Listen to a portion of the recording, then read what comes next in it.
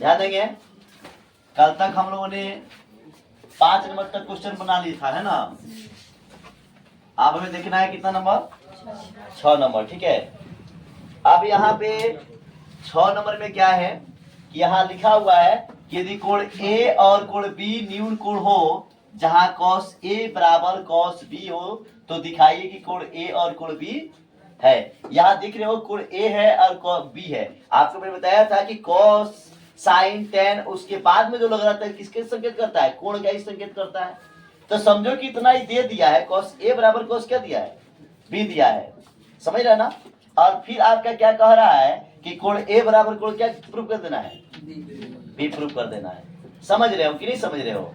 आपको मैंने एक समूह कोण पढ़ाया था। आप करो क्या कि सबसे पहले एक समकोण त्रिभुज बनाओ। क्या बनाओ, आप देखो, ये मान लो हमने समकोण त्रिभुज बना दिया। ठीक है, इसमें क्या है, किस पे पूछा है तुम बताओ, तुम लोग बताओ किस पे पूछा है, एंगल ए और बी के लिए। इसका मतलब है कि लंब पर बी नहीं है, तो आप क्या लिख दो, इसको मान लो ए लिख दिए, इसको क्या लिख दिए, बी लिख दिए, तो काम हो जाएगा। इसका मतलब है क्या होगा, सी होगा।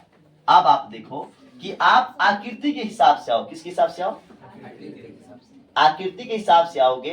तो अभी ये क्या है, ये लंब है, क्या है, लंब। खैर आपको तुम करो क्या कि पहले आप एक संकेत लिखो। आप फॉर्मूला जानते हो कि कॉस का फॉर्मूला क्या होता है, सब लोग बोलेंगे बी बाई एच, हिंदी में उसको क्या बोलते हैं, आधार बाई कर्ण। आप पहले क्या करो, सूत्र को लिख लो। यहाँ पे लिख लो हल।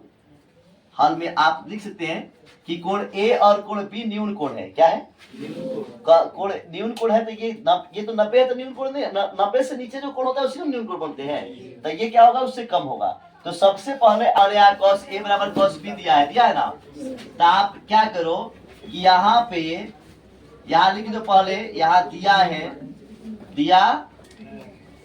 है कि क्या दिया है, cos a बराबर cos b है।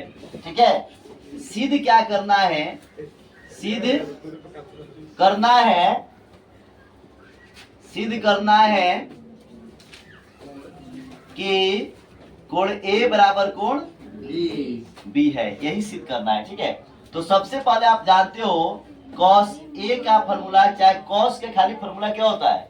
यहाँ अगर cos की खाली लिखोगे तो cos का फॉर्मूला क्या होगा, b बाई एच। इसको हिंदी में क्या बोलते हैं, आधार बटा कर्ण। ठीक है, तो आप इन चीजों को समझिए कि मैंने cos a नहीं लिखा है। क्यों नहीं लिखा है, ताकि यहाँ दो एंगल काम कर रहा है, cos a और cos b दोनों काम कर रहा है। तो सबसे पहले मैंने आपको जो बताया है कि कोण के लिए पहले लंब अलग निकाल लीजिए और आधार क्या कीजिए, अलग निकाल लीजिए। कर्ण कभी बदलता है, नहीं बदलता है। तो अब आपको करना क्या है कि इसका जो अल्फाबेटिकल है ना, उसी अल्फाबेटिकल को लेके चलो। किसको लेके चलना है, अल्फाबेटिकल की। कोण बनाया तो यहाँ पे पहले लिखो कोण ए के लिए। किसके लिए बाबू, कोण ए के लिए। अब तुम समझो कोण ए के लिए लंब क्या बनेगा, बीसी बनेगा। तो क्या लिखेगा, P बराबर क्या लिखेगा, BC। P क्या होता है, लंब होता है।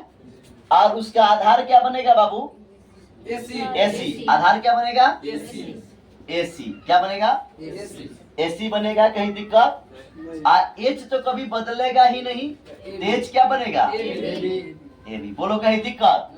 अब आप क्या करोगे, प्रश्न से आओगे तो प्रश्न में क्या है, cos A का मान निकालो पहले। किसका मान निकालो, तो cos A बराबर क्या होता है, b बाई एच। तो इसमें क्या है, b का मान इसमें क्या है, देखो तो AC। इसका क्या है, AB। इसको समीकरण कितना मान लो, A।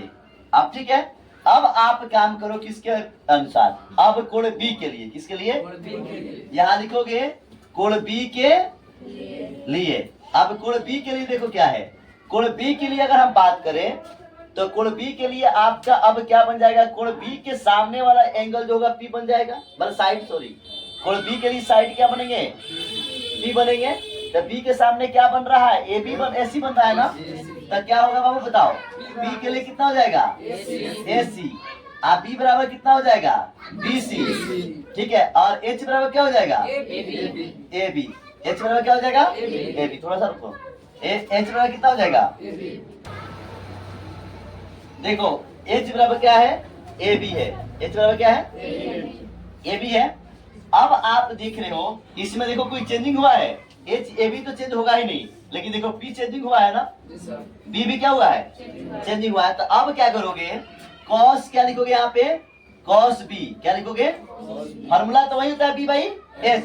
तो इसके लिए बी कितना हो गया, बी सी, आई एच कितना हो गया, ए बी। इसको क्या करो, समीकरण कितना लिख लो, तो यहाँ पे लिखो समीकरण एक, यहीं पे लिखो समीकरण एक और दो से, समीकरण एक और समीकरण दो से। अब देखो समीकरण एक में हम बात करें तो पहले तो आपको दिया है cos ए बराबर क्या दिया है, यहाँ पे देखो समीकरण ए आप ऐसे भी लिख सकते हो ना, यहाँ पे दिया है कि cos ए बराबर cos बी, ठीक है ना।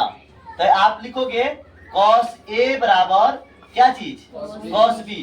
तो cos ए का मान क्या है बाबू, एसी बटे ए बी, एसी बटे ए बी बराबर क्या है, cos बी का मान क्या है, बीसी बटा ए बी। अब सुनो बाबू, हाई ए बी से ए बी क्या हो गया, कैंसिल हो गया। नीचे अगर सेम रहता है तो बराबर में क्या होता है, कट जाता है। सॉरी केवल कटा दिए, ठीक है, कट जाता है, बात समझ रहे हो ना। अब देखो अब क्या हो गया, आपके पास मिल गया एसी बराबर क्या मिल गया, बीसी। एसी बराबर क्या मिल गया, बीसी। आंसर तो नहीं ना आया, आप कैसे आएगा, दिमाग लगाओ। अब देखो कि क्या है, एसी बराबर बीसी तो क्या हो गया, आ गया। लेकिन आपको मैंने पढ़ाया था सम्मुख भुजा, क्या पढ़ाया था, पढ़ाया था ना। अब देखो एसी का सम्मुख भुजा क्या होगा, भले कोण क्या होगा, सम्मुख भुजा पढ़ाए थे। अब ये सम्मुख भुजा का सम्मुख कोण निकालोगे, निकालोगे ना। तो एसी का सम्मुख कोण क्या होगा, एसी के सामने देखो कौन कोण बन रहा है, कोण बी बन रहा है। क्या बन रहा है, आप बीसी का सम्मुख भुजा कोण देखो क्या बन रहा है, ए बन रहा है। यहाँ लिख दीजिएगा सम्मुख कोण, क्या लिखिएगा, सम्मुख कोण। किसका सम्मुख कोण है, ऊपर वाला भुजा के सम्मुख कोण है, समझ रहे ना। तो आप देखो हमें क्या सिद्ध करना था, कोण ए बराबर कोण बी सिद्ध करना था। तो कोण बी बराबर आ गया तो क्या गलती हो गया, आप सुधार लो। यहाँ लिख दो कोण ए बराबर कोण बी, इट इज क्या लिखेगा, प्रूव्ड। यानी यह क्या हुआ, सिद्ध हुआ। यह क्या हुआ, सिद्ध हुआ। खाली प्रूव्ड लिखोगे तो क्या सिद्ध हुआ, कुछ सिद्ध नहीं हुआ। तो क्या लिखोगे, इट इज प्रूव्ड, यह क्या होगा, सिद्ध हुआ।